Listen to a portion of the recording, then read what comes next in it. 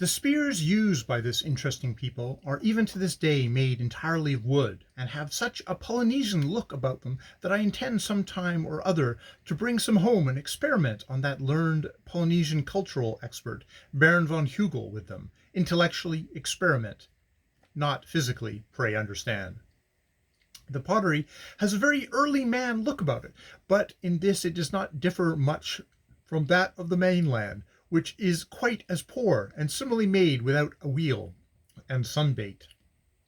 Those pots of the boobies I have seen those pots of the boobies I have seen have, however, not had the pattern. Any sort of pattern does, and it need not be carefully done, that runs round the mainland pots to keep their souls in, i.e., to prevent their breaking up on their own account.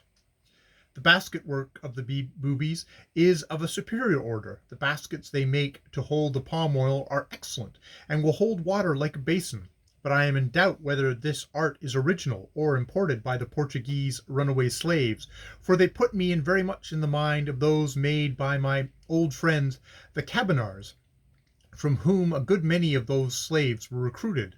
I think there is little doubt that several of the musical instruments own this origin, particularly their best beloved one, the lebo. This may be described as a wooden bell, having inside it for clappers several, usually 5, pieces of stick threaded on a bit of wood jammed into the dome of the bell and striking the rim, beyond which the clappers just protrude.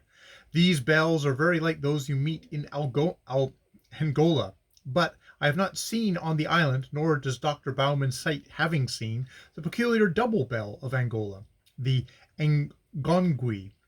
The booby bell is made out of one piece of wood and worked, or played, with both hands.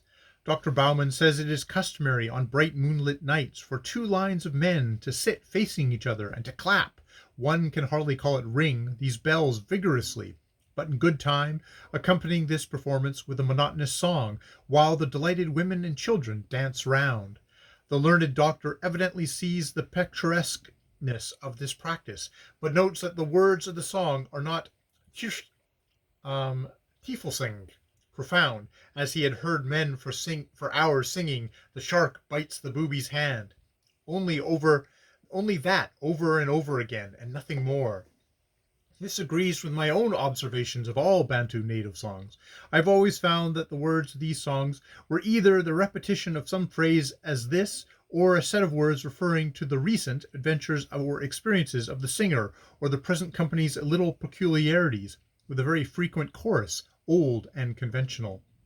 The native tunes used with these songs are far superior, and I expect many of them are very old.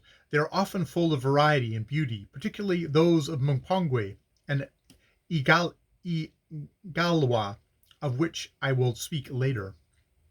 The dances I have no personal knowledge of, but there is nothing in Baumann's description to make one think that they are distinct in themselves from the mainland dances.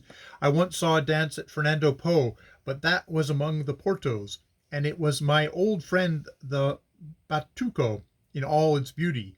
But there is distinct peculiarities about the places the dances are held on, every village having a kept piece of ground outside it, which is the dancing place for the village, the ballroom as it were, and exceedingly picturesque these dances must be, for they are mostly held during the nights of full moon. Though these kept grounds remind one very much of the similar looking patches of kept grass one sees in villages in Kakongo, but there is no similarity in their use, for the Kakongo lawns are of fetish, not frivolous import.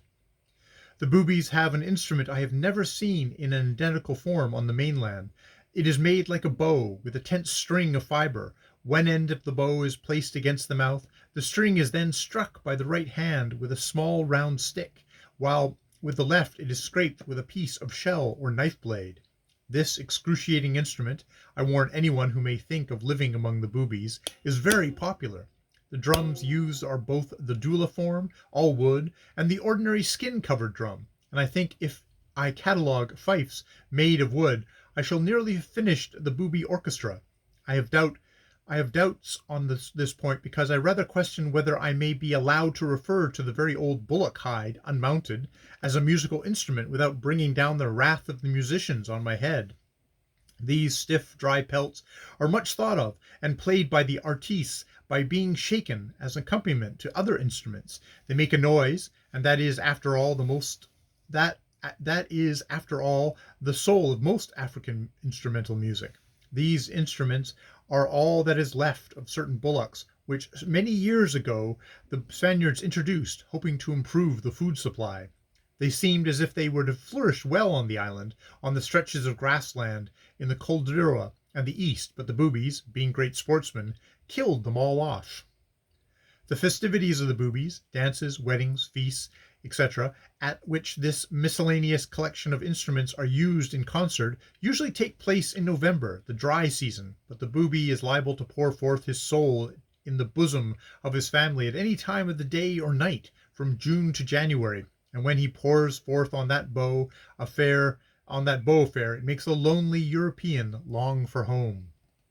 Divisions of time the booby can hardly be said to have, but this is a point upon which all West Africans are rather weak, particularly the Bantu. He has, however, a definite name for November, December, and January, the dry season months, calling them lobos.